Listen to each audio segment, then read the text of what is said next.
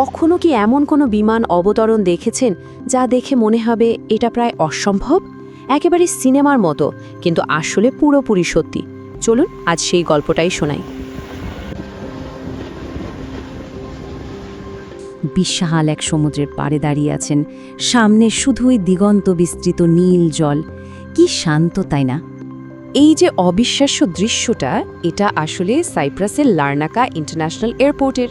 আর এর বিশেষত্ব হলো এয়ারপোর্টটা বানানো হয়েছে একেবারে সমুদ্রের গা ঘেঁষে।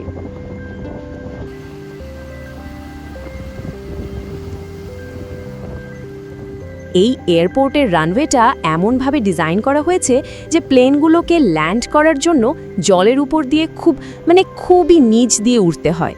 আর তাতেই আমাদের চোখে একটা ধাঁধার মতো তৈরি হয়, মনে হয় যেন প্লেনটা জলেই নামছে।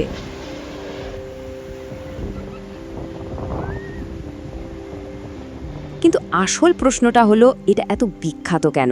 একটা প্লেন ল্যান্ডিং দেখার জন্য সারা দুনিয়ার মানুষ কেন এত পাগল? কারণ কিন্তু একটা নয়, অনেকগুলো।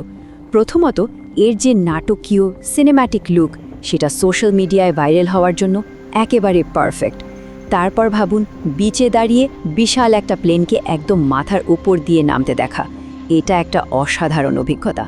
আর দিনের শেষে সূর্যাস্তের সময়কার দৃশ্যটা, ওটা তো ভাষায় প্রকাশ করা কঠিন।